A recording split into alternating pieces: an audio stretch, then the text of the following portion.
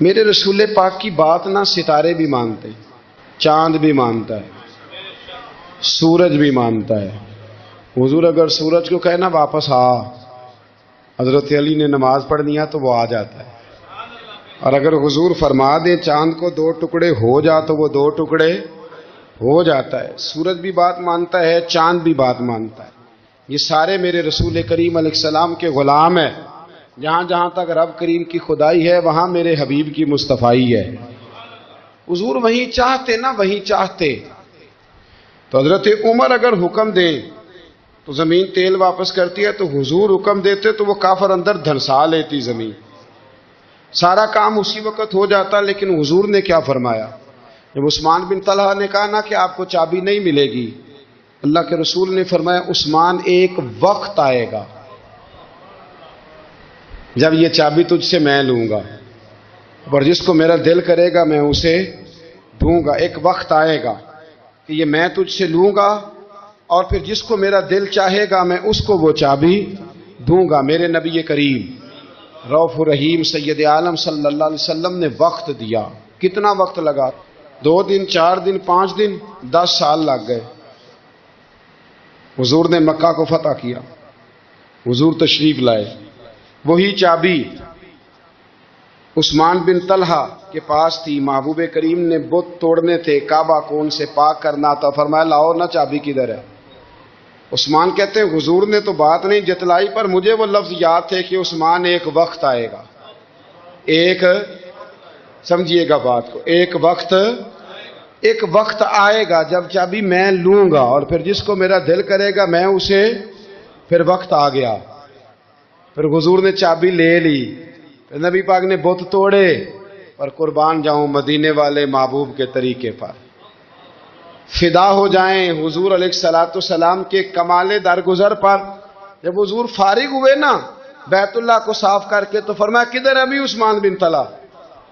وہ آئے تو حضور فرمانے لگے یہ چابی پہلے تیری خاندانی وراثت تھی، پھر میں نے اپنے وعدے کے مطابق لے لی، اب میں تمہیں واپس کر رہا ہوں، اب یہ چابی میں تمہیں واپس کر رہا ہوں، میں یہ چابی میں تمہیں دے رہا ہوں، لہذا اب تیری نسل سے بھی قیامت تک کوئی نہیں لے گا، میں تمہیں یہ چابی دے رہا ہوں۔ تو بھائی وقت کا انتظار کرے۔ اور عثمان بن طلحہ کہتے ہیں میں نے حضور کا یہ کمال کرم دیکھا تو میں کلمہ ہی پڑھ گیا، میں مسلمان ہی ہو گیا۔ وقت کو دیکھیں، وقت کا انتظار کریں، آنے والا ٹائم دیکھیں۔ ہم نا ٹائم نہیں دیتے، ہمیں جلدی بڑی ہے، کاروبار ٹھیک ہو جائے تو شام کو ہو جائے، بچہ تندرست ہو جائے تو پھر شام کو ہو جائے، مخالفین ٹھیک ہو جائیں تو شام کو ہو جائیں۔ ہمارے سارے کام شام سے پہلے پہلے، بلکہ جو ولی بننا چاہتا ہے وہ بھی کہتا ہے 1.25 گھنٹے میں بنا دو، لیٹ نہ کرو۔ کیونکہ بہت سارے تو کہتے ہیں یہ ایک نظر کریں، میں نے کہا آپ کوئی عمل بھی کریں نا، آپ تھوڑی محنت بھی کریں نا، کہتے ہیں ایک نظر کریں۔ ہمارے درویش کہا کرتے تھے کہ آج کل مرید کہتے ہیں نہ نماز پڑھاؤ، نہ روزہ رکھاؤ، نہ وظیفہ کراؤ، نہ کوئی اور کام کراؤ، سانو ایویں ہی بخشاؤ۔ تو بھئی اللہ نے خود 5 نمازیں فرض کی، رمضان کے روزے فرض کیے ہیں، زکوٰۃ فرض۔ تو جب اللہ نے ذمہ داریاں لگائی ہیں تو پھر کون ہے جو بغیر ذمہ داریوں کے آگے جائے؟ تو اپنی زندگی میں چیزوں کو سمجھے، غور کریں، وقت آپ کو دینا ہے، اور جب آپ وقت دیتے ہیں تو بہت سارے معاملات ٹھیک ہو جاتے ہیں۔ حضرت عمار بن یاسر بڑا شروع میں کلمہ پڑھا، ان لوگوں نے بڑی تکلیفیں اٹھائیں جنہوں نے آغاز اسلام میں کلمہ پڑھا، حالات اور طرح کے اذیت، میرے حضور کو بڑی اذیتیں دی جاتی تھی۔ ابو لہب، عقبہ بن ابی معیط، یہ حضور کے 2 ہمسائے تھے۔ کچھ نفسیاتی تکلیفیں لوگ دیتے ہیں، ذہنی طور پر پریشان کرتے ہیں، مزاج ہوتا ہے۔ وہ دونوں کیا کرتے تھے؟ وہ سارا اپنے گھر کا کوڑا کرکٹ لا کے حضور کے دروازے پر پھینک جاتے۔ نبی کریم صلی اللہ تعالی وسلم فرماتے تھے کیا خوبصورت حق ہمسائیگی ادا کرتے ہو، کیا اچھا تم حق ہمسائیگی۔ اور دونوں طرف کے ہمسائے تکلیف دیتے، اذیت دیتے، حضور کو پریشان کرتے۔ حضرت عبداللہ ابن مبارک رحمۃ اللہ علیہ کا ہمسایہ بھی اسی طرح کرتا تھا، وہ اپنے گھر کا سارا گند کچرا اٹھا کے آپ کے گھر میں پھینک دیتا، ایک دن بھی پھینکا، 2 دن بھی پھینکا، 3 دن بھی پھینکا، 4 دن بھی پھینکا، 5 دن بھی پھینکا، مہینوں بیت گئے، مہینوں بیت گئے۔ ایک دن کہنے لگا میں روز کچرا پھینکتا ہوں، خود ہی کہنے لگا آپ کو تکلیف نہیں ہوتی؟ آپ فرمانے لگے میں نے ایک برتن رکھ دیا، ایک جھاڑو رکھ دیا ہے، جب تو کچرا پھینکتا ہے تو میں اٹھا کے باہر پھینک آتا ہوں، اب تو بند نہ کرنا، اس لیے کہ مجھے عادت ہو گئی ہے۔ اب میں نے اپنے ٹائم میں سے نا ٹائم اس کچرے کو دینا شروع کر دیا ہے، اب تو بند نہ کرنا، اس لیے کہ مجھے اب اس بات کی عادت ہو گئی ہے، اب میں روز اٹھاتا ہوں اور اٹھا کے ذرا باہر پھینک آتا ہوں، میں عادی ہو گیا ہوں تیری اذیت کا، اب میں تیری تکلیف کا۔ آپ میں سے بہت سارے لوگ شہروں کے رہنے والے ہیں، ہمارے دیہاتوں میں یہ ہوتا تھا کہ کسی بوڑھے بابے کو نا بچے چھیڑتے تھے، کبھی کبھی غلط کرتے تھے، ایسا کرنا نہیں چاہیے، لیکن بزرگ کو چھیڑتے تھے، تنگ کرتے تھے۔ کبھی وہ بچے نہ چھیڑتے تھے تو بزرگ خود کہتے تھے کہاں مر گئے آج سارے۔ اصل میں وہ پیار ہوتا تھا، وہ پیار لگ جاتا تھا، بتاتے نہیں تھے، لیکن علاقے کے بچوں کے ساتھ نا وہ غصہ ہوتا تھا، وہ چھیڑتے تھے۔ لیکن نا کئی دفعہ کوئی بندہ دشمنی کرتا ہے تو بندے کو اللہ کے قریب کر دیتا ہے، سجدے کا ذوق بڑھ جاتا ہے، عبادت کا مزاج بڑھ جاتا ہے، انسان کی طبیعت کے اندر خاص قرب آتا ہے۔ حضرت عمار بن یاسر رضی اللہ تعالیٰ عنہ فرماتے ہیں کہ بڑی تکلیف دیتے۔ حضرت عمار بن یاسر رضی اللہ تعالیٰ عنہ کی جو والدہ ہیں وہ اسلام کی پہلی شہیدہ ہیں، حضرت سمیہ ان کا نام تھا، اسلام کی پہلی شہیدہ۔ ان کے زیر ناف ابو جال نے نیزہ مار کے انہیں شہید کر دیا۔ حضرت عمار بن یاسر رضی اللہ تعالیٰ عنہ فرماتے ہیں کہ میرے والد کو اتنی تکلیفیں دی گئیں کہ وہ ان اذیتوں کی وجہ سے ہی دنیا سے پردہ کر گئے۔ حضرت عمار بن یاسر کو خود کافر اتنا مارتے تھے کہ وہ اپنے حواس کھو بیٹھتے تھے اور ایسی باتیں کرتے تھے کہ سمجھ نہیں آتی تھی کہ یہ عمار بن یاسر بول رہے ہیں۔ اتنی سخت اذیت دیتے، اتنی سخت۔ دکھ قبول محمد بخشا، راضی رہن پیارے، دکھ قبول محمد بخشا، بس راضی رہن۔ اتنی تکلیف دیتے کہ حضرت عمار بن یاسر حواس کھو بیٹھتے، تکلیف میں آتے، بڑا سہا، بڑا برداشت کیا۔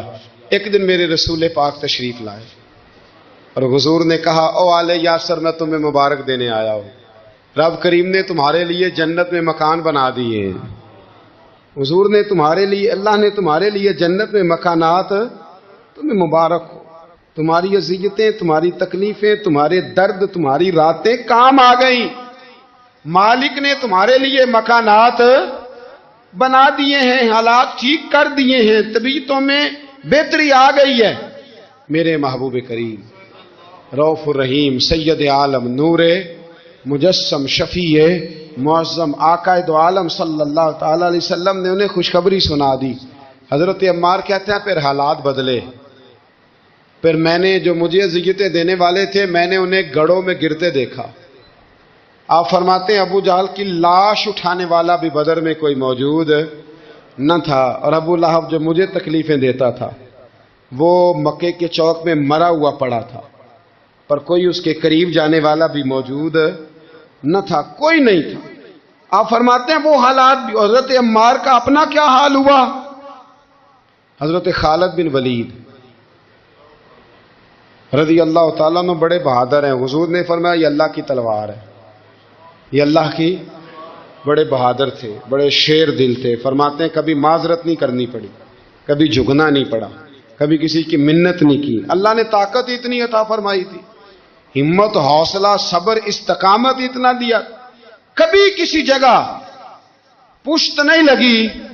لیکن فرماتے ہیں کسی وجہ سے نا ایک دن میرا عمار بن یاسر کے ساتھ کسی بات پہ اختلاف رائے ہو گیا، جھگڑا ہو گیا۔ توجہ ہے میری بات پر؟ فرماتے ہیں جھگڑا ہو گیا۔ ہمارا پتہ حال کیا ہے؟ ہمارا یہ حال ہوتا ہے کہ ہمارا جھگڑا ہو جائے تو خیر ہے، لیکن اگر پڑوسی کے بچے لڑ پڑے تو ہم کہتے ہیں اس کی روزی پاک نہیں، اس کی تربیت ٹھیک نہیں۔ ہمارا بھائیوں سے رٹا ہو جائے تو معاملہ اور ہے، کسی کا ہو جائے تو معاملہ اور ہے۔ میں بیمار ہو جاؤں تو آزمائش ہے، اور سامنے والا بیمار ہو جائے تو سزا ہے۔ پھر کیا ہے؟ بلکہ پنجابی کہنے نے کیتیاں نو پھڑیا ہے، یہی کہہ دیتے، اور میں بیمار ہو جاؤں تو آزمائش آگے جی اللہ کی طرف سے۔ ایسا نہ کرے، ہمارا فتویٰ اپنے حق میں اور ہوتا ہے، سامنے والے کے معاملے میں اور ہوتا ہے۔ حضرت عمار بن یاسر کی بات کر رہا تھا، جناب عمار بن یاسر رضی اللہ تعالی عنہ، حضرت عمار بن یاسر کہتے ہیں کہ حضرت خالد بن ولید کے ساتھ، جناب خالد بن ولید کہتے ہیں میری ان کے ساتھ نہ کسی بات میں اختلاف رائے ہو گیا، تو میں اب دلیر آدمی تھا، شیر آدمی تھا، کبھی جھکا نہیں تھا، کبھی کوئی معاملہ نہیں ہوا تھا، کبھی کوئی ایسی بات نہیں ہوئی تھی۔ آپ فرماتے ہیں جب رائے کا اختلاف ہو گیا نا، بات ذرا آگے بڑھ گئی تو نبی کریم صلی اللہ علیہ وسلم تک بات پہنچی، تو میرا یہ خیال تھا کہ حضور میری بھی سنیں گے، عمار بن یاسر کی بھی سنیں گے، پھر حضور کوئی فیصلہ کریں گے، پر قربان جاؤں وقت بدل گیا ہے نا، اب بہت بڑے چودھری ہیں، بڑے سردار ہیں، بڑے سپہ سالار ہیں حضرت خالد بن ولید، پر وقت بدل گیا۔ تو حضرت خالد بن ولید کہتے ہیں جب میں نے نبی کریم کی بارگاہ میں بات عرض کی، حضور تک بات پہنچی، تو میرے مصطفیٰ نے موٹی سی بات ارشاد فرمائی۔ رسول کریم فرمانے لگے بھئی بات مختصر سی ہے، جس نے عمار کو راضی کر لیا اس نے مجھے راضی کر لیا، اور جس نے اسے ناراض کیا اس نے مجھے ناراض کیا۔ فرماتے ہیں بس میری قیمت پڑ گئی، میرا قد اونچا ہو گیا۔ حضرت خالد بن ولید کہتے ہیں میں نے بھی کہا اب بات کیا کرنی ہے، اب تو گزارش ہی کرنی ہے، اب مدعا کیا سنانا ہے، اب تو بات کرنی ہے۔ فرماتے میں آگے بڑھا، اور جیسے بھی ہوا میں نے حضرت عمار بن یاسر کو راضی کیا۔ حضرت عمار کہتے ہیں ایک وقت وہ تھا اور ایک وقت یہ ہے، جب دونوں وقتوں کو دیکھتا ہوں تو کہتا ہوں الحمدللہ رب العالمین، یہ ساری تعریفیں اس رب کے لیے ہیں جو تمام جہانوں کو پالنے والا ہے۔ وقت دیں معاملات کو، ٹائم دیں۔ آپ دیکھیں اللہ تبارک و تعالی بڑا کریم ہے، وقت کے ساتھ جب چیزیں تبدیل ہوتی ہیں اپنے ٹائم کے۔ حضرت بلال حبشی رضی اللہ تعالی، بڑا مشکل نہیں، اکیلا آدمی، غریب آدمی، مکے کے سارے سرداروں کے قابو آ گیا۔ حضرت حسان میں نے خود اپنی آنکھوں سے دیکھا، حضرت بلال کے گلے میں رسی ڈال کے بچے کھینچا کرتے تھے۔ یار خاصا مشکل کام نہیں۔ امیہ بن خلف ڈنڈوں سے مارتا ہے، آپ کے ہاتھ اور پیر چارپائی کے نیچے رکھ کے تو اوپر بیٹھے رہتے بڑی بڑی دیر، بڑی تکلیف نہیں، بڑی اذیت نہیں، لیکن حضرت بلال حبشی فرماتے ہیں پھر میں نے وہ سارے دکھ مٹتے دیکھے۔ وقت بیت گیا، وہی امیہ بن خلف ایک دن گھوڑے پہ تھا، گھوڑے اپنے کو تیار کر رہا تھا، لگام ڈال رہا تھا۔ حضور علیہ السلام گزرے تو فرمایا کیا کر رہے ہو؟ کہنے لگے اس گھوڑے پر بیٹھ کے آپ کو شہید کروں گا۔ تو حضور فرمانے لگے تیاری کر لے، تجھے قتل میں نہیں کرنا ہے۔ پھر جنگ کے موقع پہ نا ہلکی سی خراش لگائی رسول پاک نے اسے، یہاں گلے پہ، تڑپتا تھا، روتا تھا، سسکتا تھا۔ لوگ کہتے تھے امیہ کیا ہو گیا، اتنا سیانہ بندہ یہ کیا کرتا ہے؟ تو کہنے لگا تمہیں پتہ نہیں مجھے تکلیف کتنی ہے، ضرب تو چھوٹی ہے پر تمہیں پتہ نہیں لگائی کس نے ہے تو چھوٹی پر تمہیں خبر نہیں کہ لگائی کس نے ہے، کس نے یہ ضرب لگا دی ہے۔ پھر تڑپ کر سسک کر مرا۔ حالات بدل جاتے ہیں، حالات میں تبدیلیاں آ جاتی ہیں۔ ہم وقت نہیں دینا چاہتے، ہمارے اندر جو حوصلے کی کمزوری ہوتی ہے، ہمارے اندر جو وہ ایک بہت بڑا معاملہ ہوتا ہے کہ کسی بھی طریقے سے یہ معاملہ ختم ہو، کسی بھی طریقے سے شفا ہو، جلد از جلد ہم اس بات سے نکلیں، تو یہ بات ہماری درست نہیں ہے۔ ہمیں وقت دینا چاہیے۔ حضرت سیدنا عاصم بن ثابت بن قیس، بخاری میں بھی موجود ہے اور بھی بہت ساری کتب میں یہ روایت موجود ہے۔ حضرت عاصم بن ثابت بن قیس رضی اللہ تعالیٰ عنہ، آپ نے نا جنگ احد میں بڑی دلیری کے ساتھ آپ لڑے تھے۔ دو لوگوں کو آپ نے قتل کیا تھا، مصافے اور حارث کو۔ ان کی والدہ سلافہ بنت سعد، سلافہ بنت سعد بڑی مالدار عورت تھی، بڑی تیز تھی۔ اس نے قسم کھائی تھی کہ میرے دو بیٹے چونکہ حضرت عاصم بن ثابت نے قتل کر دیے، اس نے قسم کھائی تھی کہ میں نا معاذ اللہ انہیں قتل کراؤں گی اور ان کی گردن اترواؤں گی اور ان کی کھوپڑی میں شراب بھر کے پیوں گی۔ جملے بولنے والے کئی دفعہ بڑا ہی بول جاتے ہیں۔ حضرت عاصم بن ثابت بن قیس رضی اللہ تعالی، سلافہ بن سعد کہنے لگی کہ میرے بیٹے چونکہ انہوں نے قتل کیے تو 100 اونٹ دوں گی جو انہیں شہید کرے گا، اور پھر میں معاذ اللہ ان کی گردن اتروا کے کھوپڑی کے اندر شراب بھر کے پیوں گی۔ حضرت عاصم بن ثابت بڑے بہادر تھے، قابو نہ آ سکے۔ کافروں نے ایک چال چلی کہ مدینے سے کچھ مبلغ مانگے تبلیغ کرنے کے لیے، بطور مبلغ کو مانگا، لیکن رستے میں بددیانتی کی، جھوٹ بولا، ظلم کیا، انہیں گرفتار کیا، اور گرفتار کر کے معاذ اللہ تعالیٰ انہیں بیچنا چاہا۔ حضرت عاصم بن ثابت کہنے لگے میں میدان کا آدمی ہوں، میں قید ہونے سے لڑائی کرنے کو بہتر سمجھتا ہوں، میں کفار کا قیدی ہونے سے شہید ہونے کو فضیلت دوں گا۔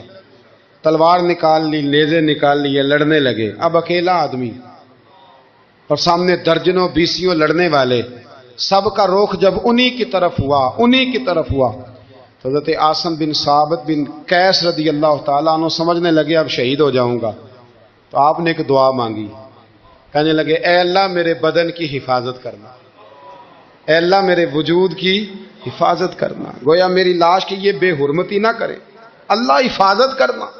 شہید کر دیے گئے۔ جیسے ہی آپ شہید ہوئے تو اب وہاں تو منت یہ تھی نا معاذ اللہ کے گلا کاٹیں گے اور معاذ اللہ کھوپڑی میں شراب پیئیں گے۔ انہوں نے دعا کر دی، یا اللہ حفاظت کرنا۔ آپ سب بھی دعا کریں، یا اللہ ہماری حفاظت فرما، اے اللہ دنیا میں بھی حفاظت فرما، قبر میں بھی حفاظت فرما، حاسدوں سے، شریروں سے، مفسدوں سے، اے اللہ حفاظت کرنا، یہ دعا فرمائی۔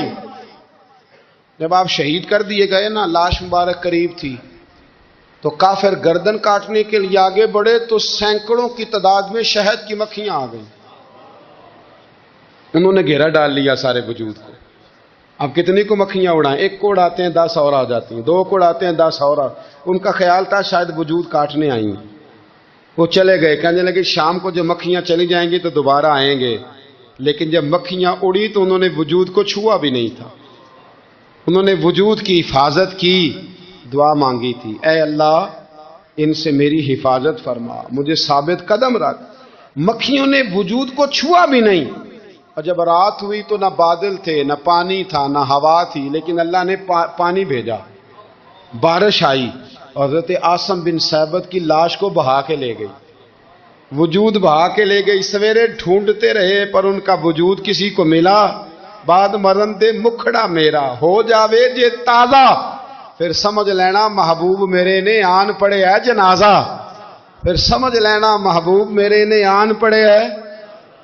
اور ایک شعر پڑھنا دوں چراغے گولڑا کا، کئی دفعہ پڑھتا ہوں، آج پھر نہ کہہ دوں۔ کہنے لگے بے قدراں کچھ قدر نہ جاتی، کیتی خوب تسلی ہو، دنیا دار پجاری زردے کتیاں دے گل ٹلی ہو، بک بک روشن اکھیاں تکیو ویک حویلی کلی ہو، کوچ نصیر آسان جدوں کیتی پہ جانی ترتلی ہو۔ تو یاد رکھ میرے بھائی، جب آپ ثابت قدم، حضرت خباب رضی اللہ تعالی عنہ، بخاری میں ذکر ہے، کتب حدیث میں، کتب سیرت میں ذکر ہے، حضرت خباب رضی اللہ تعالی عنہ نے اس وقت کلمہ پڑھا جب ابھی 5 لوگ کلمہ پڑھتے، کل بندے السابقون الاولون۔ آپ فرماتے ہیں جس عورت کا میں غلام تھا نا، ام انمار اس کا نام تھا، وہ مجھے بڑی سخت سزائیں دیتی تھی۔ آپ لوہار کا کام کرتے تھے، سلاخیں، آپ کو پتہ ہے لوہار سلاخ رکھتا ہے پہلے آگ میں بھٹی میں، پھر وہ جب پوری طرح تپتی ہے پھر کچھ بنتا ہے، لوہار کا کام کرتے تھے۔ آپ فرماتے ہیں ام انمار میرے ساتھ یہ کرتی کہ مجھے سخت اذیت دیتی، کلمہ چھوڑنے پر مجبور کرتی۔ ایک دفعہ تو ایسے ہوا کہ اس نے کافروں کی ڈیوٹی لگائی، میں گلی سے گزر رہا تھا، مجھے نہیں پتا تھا ان کی پہلے سے تیاری ہے، انہوں نے کوئلے جلا کے رکھے ہوئے تھے، مجھے پکڑا، میرا کرتا زبردستی اتارا، کوئلوں پہ لٹا دیا اور میرے وجود پر وزنی پتھر رکھ دیے۔ فرماتے ہیں میری چربی پگھلی تو کوئلے بجھے۔ یہ شہادت گاہ الفت میں قدم رکھنا لوگ آسان سمجھتے ہیں مسلمان ہونا، زخم پہ زخم کھا کے جی، خون جگر کے گھونٹ پی، آہ نہ کر لبوں کو سی، یہ عشق ہے کو دل لگی نہیں، اس میں بڑی برداشت کرنی پڑتی ہے۔ آپ فرماتے ہیں کہ حضور علیہ السلام نا خانہ کعبہ کی دیوار کے ساتھ ٹیک لگائے بیٹھے تھے. میں ایک دن حاضر، مجھے بڑی تکلیف دیتے تھے. کہتے ہیں جب میں کام کر رہا ہوتا تھا تو میری مالکن آتی تو وہ نکال کے نا سلاخ تو میرے سر پہ رکھ دیتی. میرا سارا وجود زخمی تھا. حضور خانہ کعبہ کی دیوار سے ٹیک لگائے بیٹھے تھے، میں حاضر ہوا تو محبوب کریم بھی اٹھے. تو حضور علیہ السلام سے میں نے عرض کی حضور دیکھیں مجھے کتنی تکلیف دی جاتی. تو ابھی فرمانے لگے بس اتنی. فرمایا تم سے پہلے لوگوں کے سروں پر آرے رکھ کے 2 حصوں میں چیر دیا جاتا تھا، لوہے کی کنگھیوں سے ان کے وجود ادھیڑ دیے جاتے تھے، پر وہ سی نہیں کرتے تھے، اف نہیں کرتے تھے. میں خبردار بس اتنی. اور پھر میرے حضور نے ہاتھ اٹھائے کہا اے اللہ خباب کی مدد فرما. اے اللہ خباب کی اتنے لفظ ادا کی. حضرت خباب کہتے ہیں پھر میں نے وقت کو وقت دیا، پھر میں نے حالات کو وقت دیا، پھر میں نے اپنے محبوب کی دعا کو قبول ہوتے دیکھا. فرماتے ہیں وہ میری مالکن جو مجھے تکلیف دیتی تھی، اذیت دیتی تھی، پھر اس کا حال یہ تھا کہ اس کے سر میں درد اٹھا، اور جس طرح کتا چیختا ہے جب اسے مارا جاتا ہے تو وہ چلاتا ہے، اس طرح وہ آوازیں نکالتی. پھر وہ بہت بڑے طبیب کے پاس گئی تو اسے کسی نے کہا کہ لوہے کی سلاخوں سے اپنے سر کو دغوایا کر، داغ دیا کر، اسے جلایا کر جگہ جگہ سے تاکہ تیرے اندر کا درد ختم ہو. تو آپ فرماتے ہیں پھر لوگوں میں نے صبر اور استقامت کا رزلٹ دیکھا کہ وہ جو مجھے بطور سزا میرے سر پہ سلاخیں رکھتی تھی پھر وہ بطور دوائی منگانے لگی. میں سلاخ گرم کر کے لاتا اس کے سر پہ رکھتا. فرماتے ہیں پھر اسے سکون ہوتا، پھر وہ تڑپتی. اور چونکہ مجھے تو وقت یاد تھا نا، کہتے ہیں لیکن میں مصطفیٰ کریم کا کلمہ پڑھتا تھا، میں نے کبھی دوبارہ پلٹ کر اسے یہ بات یاد نہ کرائی.